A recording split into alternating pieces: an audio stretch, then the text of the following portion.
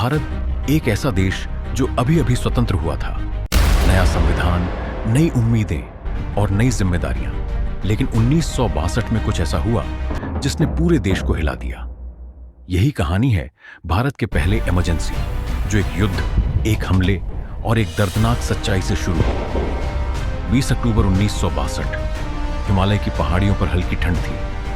भारतीय सैनिक अपनी पोस्ट पर तैनात थे। अचानक गोलियों की आवाज बर्फीली हवा को चीरते हुए गूंज उठी। चीन ने बिना चेतावनी 3 दिशाओं से हमला कर दिया। लद्दाख, तवांग और अरुणाचल प्रदेश एनीफा। भारतीय सेना बहादुरी से लड़ रही थी, लेकिन हथियार कम, कपड़े कम, भूगोल मुश्किल और दुश्मन तैयार। दिल्ली में प्रधानमंत्री जवाहरलाल नेहरू को लगातार बुरी खबरें मिल रही थीं। चीन गांवों पर कब्जा कर रहा था और भारतीय सैनिक शहीद हो रहे थे। हालात इतने खराब थे कि सरकार ने मान लिया, यह सिर्फ युद्ध नहीं है, यह राष्ट्र की सुरक्षा का संकट है। और फिर 26 अक्टूबर 1962 को भारत ने पहली बार आर्टिकल 352 के तहत इमरजेंसी घोषित कर दी। कारण लिखा गया, बाहरी आक्रमण, एक्सटर्नल एग्रेशन। यह इमरजेंसी देश को एकजुट रखने और सेना को पूर्ण शक्ति देने के लिए लगाई गई। देश की तस्वीर अचानक बदल गई। सेना को पूरा अधिकार मिला। प्रेस पर रोक लगाई गई ताकि दुश्मन को जानकारी न मिले। कई नागरिक स्वतंत्रताएं सीमित की गईं, राशनिंग बढ़ाई गई, आर्थिक नियंत्रण सख्त हुआ। पूरे देश में युद्ध अनुशासन लागू हो गया। पहली बार भारतीयों ने महसूस किया कि लोकतंत्र कितनी जल्दी बदल सकता है जब सुरक्षा जोखिम में हो। इस युद्ध ने भारी कीमत ली। भारतीय सेना के 1383 जवान शहीद हुए, 1047 जवान घायल हुए, 3968 जवान युद्धबंदी, लगभग 3000 से ज्यादा जवान लापता। चीनी सेना, लगभग 700 से 800 सैनिकों की मौत हुई। भारतीय नागरिक, सीमा क्षेत्रों में 80 से 100 लोग मारे गए।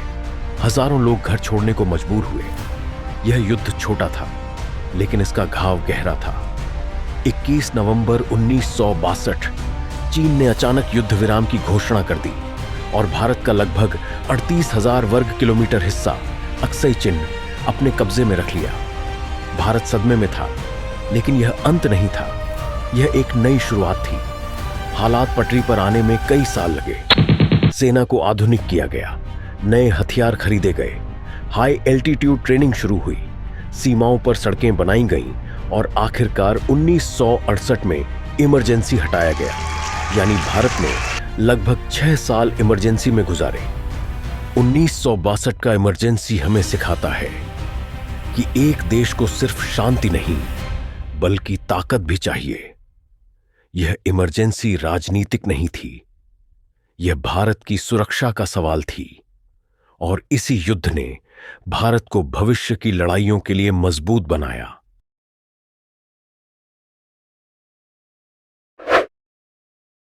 वन 1962 इमरजेंसी ने भारतीय संघीय ढांचे को किस प्रकार प्रभावित किया? ए, केंद्र की शक्ति कम हुई। बी, राज्यों को अधिक अधिकार मिले। सी, केंद्र की शक्ति असाधारण रूप से बढ़ी। डी, न्यायपालिका को सर्वोच्च अधिकार मिले। सही उत्तर विश्लेषण। आपातकाल में केंद्र सरकार रक्षा और सुरक्षा मामलों पर पूर्ण नियंत्रण ले लेती है। 1962 युद्ध ने भारत की रक्षा नीति में कौन सा मूलभूत परिवर्तन लाया? ए, नॉन अलाइनमेंट की समाप्ति। बी, फॉरवर्ड पॉलिसी का अंत। सी, रक्षा बजट में भारी कटौती। डी, सैन्य गठबंधनों में प्रवेश। सही उत्तर बी, विश्लेषण। युद्ध के बाद फॉरवर्ड पॉलिसी की गंभीर आलोचना हुई और रणनीति बदली गई। 3, चीन द्वारा युद्ध विराम, सीज फायर अचानक घोषित करने की मुख्य रणनीतिक वजह क्या मानी जाती है? ए, घरेलू राजनीतिक दबाव। बी, अपनी सैन्य श्रेष्ठता दिखाना। सी, लंबी लड़ाई से बचना। डी, दोनों ए और सी। सही उत्तर डी, विश्लेषण। इतिहासकार मानते हैं कि चीन ने संदेश दे दिया और लंबा संघर्ष नहीं चाहता था। चाहने के बाद नागरिक स्वतंत्रताएं सीमित करने का मुख्य औचित्य क्या था? ए. राजनीतिक विरोध हटाना। बी. विदेशी आक्रमण से सूचना सुरक्षा। सी. आर्थिक सुधार लागू करना। डी. प्रशासनिक सुधार। सही उत्तर बी. विश्लेषण, प्रेस और इस सार्वजनिक जानकारी पर नियंत्रण इसलिए लगाया गया कि संवेदनशील सूचना दुश्मन तक न पहुंचे। मई 18, 1962 युद्ध के संदर्भ में इंटेलिजेंस फेलियर का विवाद किससे सबसे अधिक जुड़ा है? ए. रॉ। बी. आई. सी. भारतीय सेना की नॉर्दर्न कमांड। डी. रक्षा मंत्रालय। सही उत्तर बी. विश्लेषण। बी. चीन की सैन्य तैयारी का सही अनुमान नहीं लगा पाया। यह सबसे बड़ा आरोप रहा। 62 इमरजेंसी का सबसे दीर्घकालिक प्रभाव क्या माना जाता है? ए. राजनीतिक अस्थिरता। बी. सैन्य आधुनिकीकरण की शुरुआत। सी. जीडीपी का तेज विकास। डी. राष्ट्रपति शासन का प्रसार। सही उत्तर बी. विश्लेषण। युद्ध ने भारत को हथियार, प्रशिक्षण और सीमा सुरक्षा सुधारने पर मजबूर किया। 7. एक्सटर्नल अग्रेशन शब्द का आपातकाल में प्रयोग किस संवैधानिक सिद्धांत से जुड़ा है? ए. राष्ट्रीय अखंडता। बी. न्यायिक समीक्षा। सी. शक्तियों का विभाजन। डी. मौलिक कर्तव्य। सही उत्तर ए.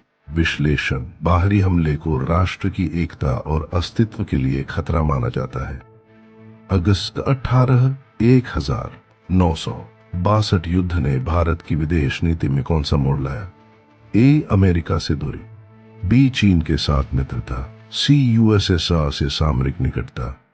डी. नॉन अलाइनमेंट को त्यागना। सही उत्तर सी. विश्लेषण। युद्ध के बाद भारत ने हथियार और समर्थन के लिए यूएसएसआर के साथ संबंध मजबूत किए। 962 युद्ध के समय भारतीय सेना का सबसे बड़ा संरचनात्मक कमजोर बिंदु क्या था? ए. युद्ध मनोबल का गिरना। बी. ठंडे मौसम का प्रशिक्षण न होना। सी. आधुनिक हथियारों की भारी कमी। डी. सीमा का अस्पष्ट नक्शा। सही उत्तर सी. विश्लेषण। हथियार, सर्दी के कपड़े और संचार उपकरणों की भारी कमी थी। 10. आपातकाल 1000 हटने में 6 साल लगने का मुख्य संवैधानिक कारण क्या था? ए. चीन का लगातार खतरा। बी. केंद्र की राजनीतिक इच्छा। सी. सेना का पुनर्गठन पूरा न होना। क्या था? ए. चीन का लगातार खतरा। बी. केंद्र की राजनीतिक इच्छा। सी. सेना का पुनर्गठन पूरा न होना। डी. आर्थिक पुनर्निर्माण की जरूरत। सही उत्तर ए. विश्लेषण। सरकार को लगा कि चीन का खतरा पूरी तरह कम नहीं हुआ, इसलिए इमरजेंसी खत्म नहीं की गई।